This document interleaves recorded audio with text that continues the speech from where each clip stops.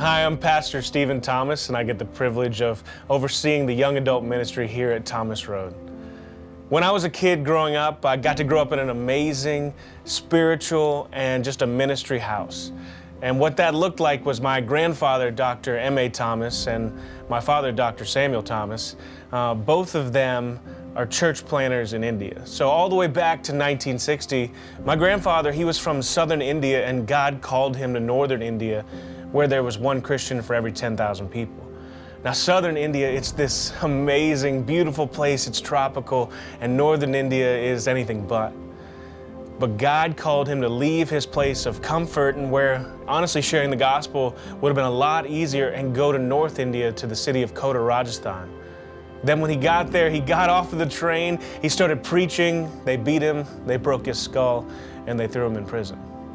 But when he was in prison, they kicked him out, actually. 10 people got saved, and they were praising and worshiping just a little bit too loud. And that's how my grandfather started his first church back in 1960. Then he had my father, and my father joined him in the ministry. And growing up, I got to see two amazing men just serve God and help people within their own context and with their own culture. So I got to grow up in India, but when I was younger, they put out a death threat on me and my brother. So my family decided that it would be safer for us to move to America to go to school. So that's exactly what we did. Me and my brother and my mom, we came over, and my dad, we would travel back and forth with him. And that went on until I was in about 5th grade. And when I was in 5th grade, my father got thrown in jail for preaching the gospel. So that year we were graduating 10,000 students from our Bible college in India. But along with those 10,000 students came thousands of men with swords, guns, and everything else, saying, hey, shut this down. We don't want the gospel going out. Long story short, throughout that persecution was something that my family and the Christians overseas, they're not strangers to, but this was to another level. They were putting out $100,000, $500,000 bounties on my father and my grandfather, and during that time, what ended up happening is my dad got thrown in jail. So I'm in 5th grade at the time. I'm a short little 5th grader, and I'm just thinking to myself, what in the world is God doing? God, He's given His life to you, He's doing these things for you, and yet now I don't get to see Him. He doesn't get to be my dad because He's thrown in jail for preaching your gospel. So as a kid, honestly, I became frustrated. I got just annoyed with a lot of things, and just wasn't the greatest teenager. So in those years of frustration, just not seeing my dad, not knowing if he was alive or not, when I finally did get to see him, he was released on bail, and he came over. And when I was in 5th grade, I was this short little 5th grader, but then the next time I saw my father, I was taller than him. And I just remember thinking to myself, man, he's missed all these years. And again, just angry and frustrated. So that continued throughout the rest of the time I was in high school. My dad, he's still on bail to this day. So he can only come back when it's court approved by the courts in India. And I just didn't know what to do with it. And I was just like, man, God, like, I understand you might be real, but it's just pretty frustrating that you had to do this to my family and you had to take all these things.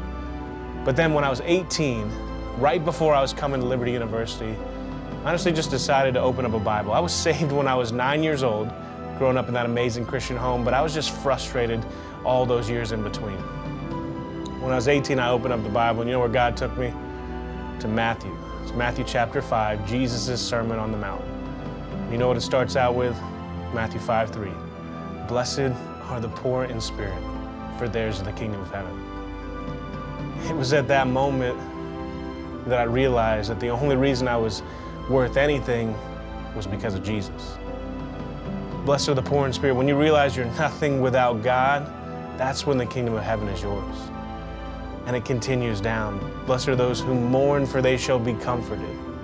You're broken over the fact that you're a sinner. You're broken over the fact of this world, but you will be comforted how? Through the Holy Spirit, through other believers, and through the Holy Scriptures. And it keeps going down, and as you see, it's honestly like the path of sanctification for believers that we get to see in Matthew 5. But it comes all the way to the end, and it says, blessed are those who are persecuted for righteousness' sake, for theirs is the kingdom of heaven. And it was that moment, it just clicked with me. I understood guess what? Persecution doesn't come unless you're living out the gospel. So for me at that moment, that anger, that frustration, everything had lifted because I realized what my dad was doing, what my grandfather was doing. They were living out the gospel, so much so that the world was opposing them. Blessed are those who are persecuted for righteousness' sake, for theirs is the kingdom of heaven. It's the only beatitude that's repeated twice.